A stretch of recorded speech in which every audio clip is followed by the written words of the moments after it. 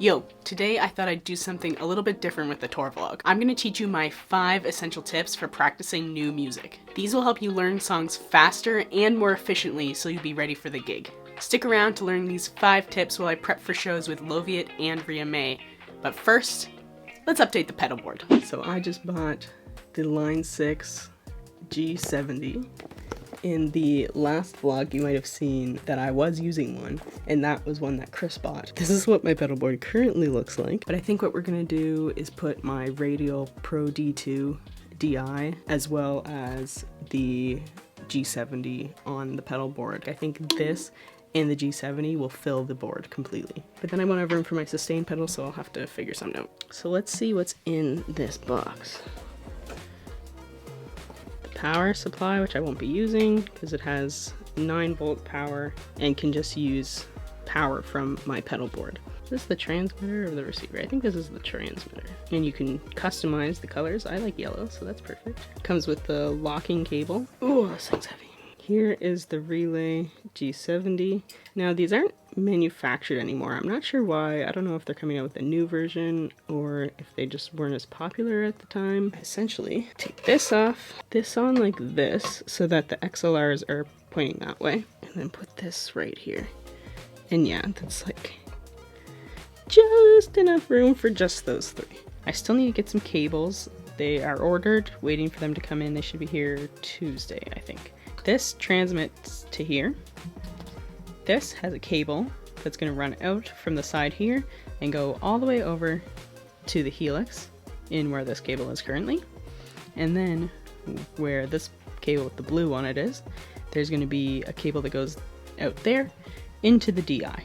Now the reason why I don't have it lined up in order is because I need access to this MIDI port that's on the side and the headphone jack there. So that's why this is on the outside instead of on the inside. I don't need access to the send and returns that are in there. XLR goes to the stage. Honestly, it is about 10 p.m. and it is too late for me to practice successfully. So we will continue this tomorrow. Good morning, everyone. It is the next day. I'm gonna practice for about a half hour before I have to get to work. So you have a gig coming up and you need to learn a whole set of tunes really quickly. How do you do that? Well, the first thing is know what songs you're playing. Ask the artist you're playing with for the set order and if they have any references that they can provide you. Sometimes the version of a song you perform live is a little bit different than one you'd find on Spotify or something, so you want to make sure that you have the most accurate version to what you're going to be playing. Make sure you have any reference tracks that you need so that you can learn your part the best to your ability. The first thing you want to do is listen to the tracks as much as possible. This can be a combination of active listening and passive listening, meaning you're either paying attention to it and that's the only thing you're focusing on, or you have it on in the background. I really like to do both because it helps me just internalize what's going on and how the form of the song goes. I'll also listen to the music when I'm driving in the car, when I'm at the gym, on a walk. A lot of this is personal preference though, because some people don't like to mix their work with their free time. And remember, all of this happens before you even pick up your instrument. You want to start internalizing that music, really understanding what the form is, where the chords change, and just what your role is as a musician in this band. Now, after you finally listen to the music a couple of times, then you can start to pick up your instrument. What I would do is I would play through the songs once, not knowing anything. Just feeling it out, seeing where the chords are, seeing what notes I need to play. And this works with any instrument that you have. I'm gonna emphasize using your ears for this and just kind of hearing where the chord changes go.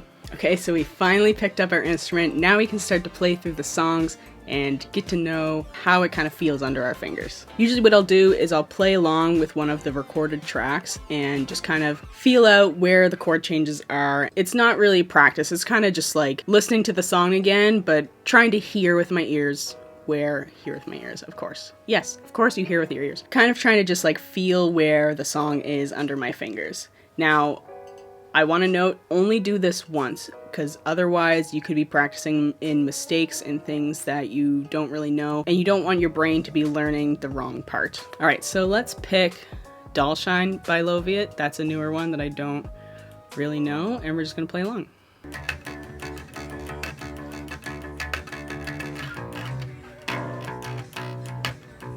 Now, it depends on how well trained your ear is, if you understand the relationship between intervals.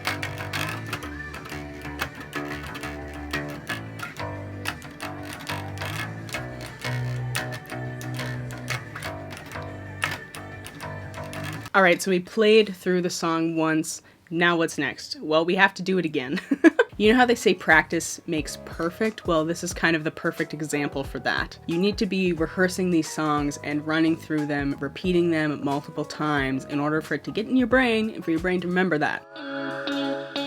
But sometimes your brain needs a little bit of help, so it's okay if you need to write down notes. I just have a note in the Notes app that syncs to my phone and everything. For Doll Shine, my notes are not in until 30 seconds. I have the chords for the verse, the chords for the second half of the verse, the chords for the pre-chorus, and the chords for the chorus. This will depend on your instrument and how you learn best, but sometimes it can be as simple as just writing down a note letter, which is what I do.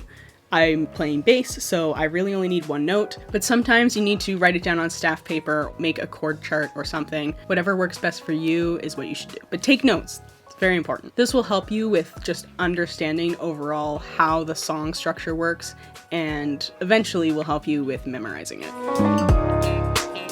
The next thing to remember with practicing is you don't want to practice mistakes. If you're playing through a song and you mess up, stop.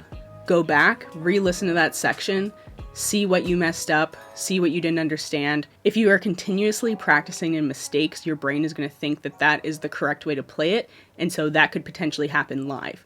Even if you know that it's not right, if you're playing it wrong, then your brain is going to think that that's what it is. A lot of playing music has to do with muscle memory. There are songs that I learned 10 years ago that I could still play because I practiced them enough so my fingers just know where to go. But if you're constantly practicing in the wrong notes, your hands are going to go in the places that aren't correct. I can't stress this enough. The more you practice, the more you're going to learn it. So the biggest tip that I have when it comes to practicing music is just repeat, repeat, repeat. As soon as possible, close your notes. You don't need to look at them. Have them there for reference if you absolutely need them, but you want to memorize this and internalize it so that you don't have sheet music in front of you on stage. Now, it depends on what kind of music you're playing. For this instance, if you're playing in a pop band, rock band, R&B, that kind of stuff, anything where stage presence is really, really important, you don't want to have a piece of paper in front of you on stage because it just won't look good.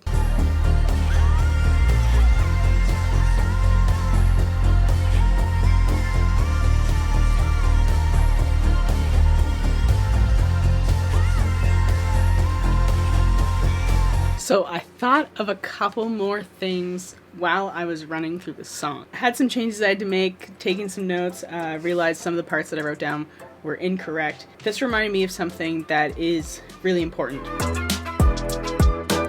Some gigs, you might not get rehearsals, so you might not actually get to play it with the band you're playing with before the gig. So something that you really want to make sure that you check in on and you ask questions about are if there are any form changes to the songs compared to the live versions, as well as what the endings are going to be like, because sometimes songs fade out or they have different endings than what they are live, and most people remember the beginning and the end. You know, you could mess up in the middle and it's not going to be as big of a deal as if you messed up at the beginning or at the end of the song. Okay, it is much later in the day.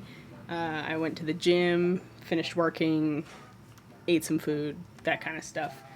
And I'm back to practicing again tonight. One thing that I kind of realized earlier was not only do I have to prepare for the Loviet gig that's on Friday, I also have the Ria Mae gig on Saturday. Now I'm pretty sure I remember all the parts, but I need to practice those too, just to make sure that I didn't forget anything. So got a lot of tunes to practice. First, we got, this is actually a lot smaller than I thought it was going to be. This is the pack of flat ribbon cables that we got from Ernie Ball for the pedal board. I also wanted to try these out. These are just foot switch toppers for the pedal board, just so it makes it easier if you're like playing with like sock feet or anything. They're clear so you can still see the lights under them. I thought I'd just try them out. They're pretty cheap. So, all right, we're back on the floor with the pedal board. Let's just unplug everything from it for now. This is like a 3-inch cable up on the top here. These are the 6-inch ones that I have. This is crazy how many cables you can fit in this tiny thing. 2 24-inch, 2 12-inch, 4 6-inch, and 2 3-inch.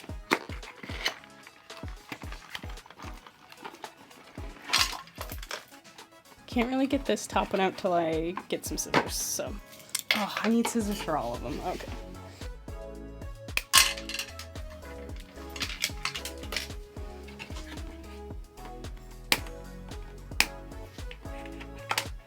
So these are both 6-inch cables. Look at how much less space this one takes up. It's like way thinner. I love these cables, they're great. I'm gonna keep them as backup, but these ones are the new goats. Let's see, I think the 12-inch will be enough.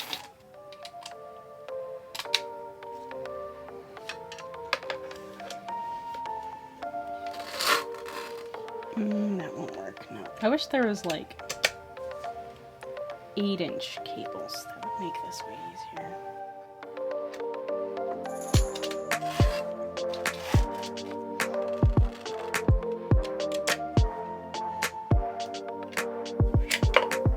See, small pedal boards are great until this shit happens. I just don't want cables sticking out.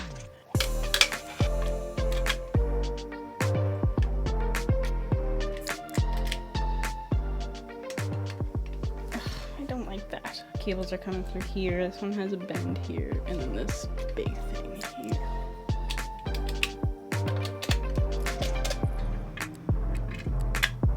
I really don't like that. I do not like these cables everywhere, man. Oh, no, I don't want that. Up.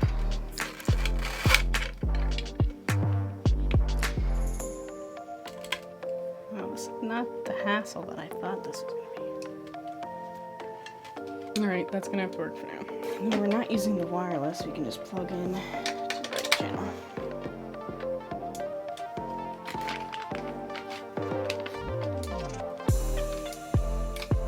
They look kind of ugly, but we'll test them out, see how we like them. Okay, well now that that's all sorted, I guess we can finally practice.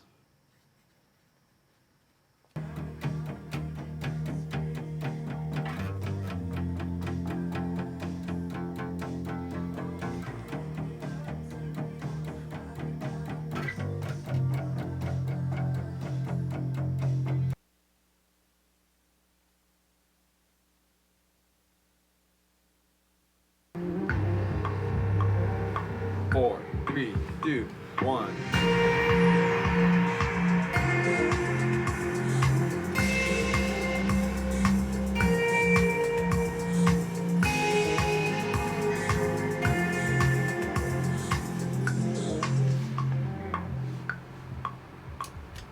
Four, three.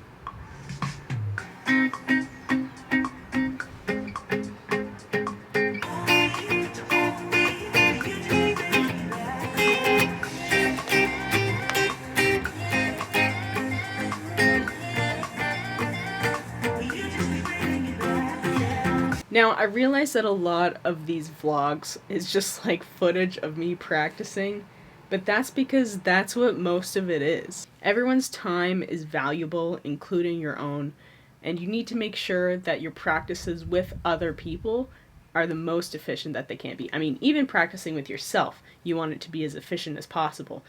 But really what you choose to do with your own time is up to you. But when you're with other people, you want to be as efficient as possible. That means showing up to rehearsal, knowing your parts, and being able to play them with minimal mistakes the first time through. You don't want to be that person that shows up to a rehearsal and doesn't know your parts, and then most of the time spent with the band is learning your parts again. If the other people in the band spent a lot of time at home learning the parts and then are now having to wait for you to figure out your parts when you're supposed to be gelling together and, you know, making sure the arrangements are right and just being comfortable playing together, then you're just wasting everybody's time. So make sure you practice as much as you can at home.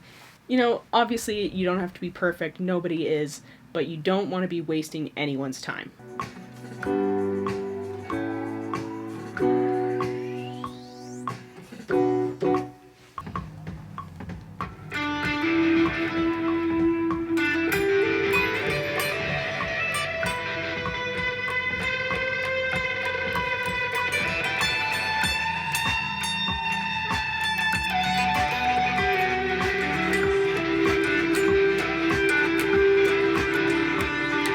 Alright, that's going to have to be enough practicing for now. It's time to make some dinner, and then I have a meeting with Chris to talk about the Ria shows that he's not on, but I'm doing playback for.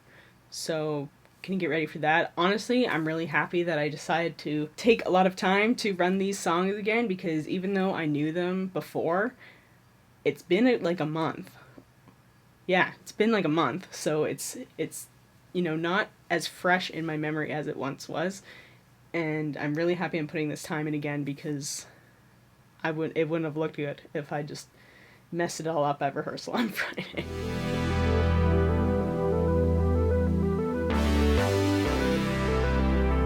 Hello again. This Cassie is going to interrupt this video for a moment to let you know about my new single. It's called The Beginning, and it's by my new artist named Kiyoshi. I'm really excited to be finally releasing music. This music in particular is something really special for me because I wanted to make music that streamers and content creators could use. You heard it right, I'm going to be releasing my own royalty-free music. Feel free to use it in your streams or your YouTube videos or whatever, and I won't get mad at you. The Beginning is a synthwave song which was completely produced and written by me. Comes out November 25th, 2022. Check the links down below if you want to listen to it. Alright, back to the video. Hello, it's another day. Surprise, surprise. I was practicing all night. Who would have guessed? If you're not a musician or you don't do this often, you might not understand like how much practicing is part of this. If you see all these purple squares on my calendar, those are times that I'm rehearsing. Like, I have times in my schedule, I mean, the rest of the day, that's where I'm working, and it's white. But where it's purple, that's how much of each day I'm practicing these tunes. What you see on stage and what you see artists doing in front of people is only like a fraction of what is put behind all of this stuff.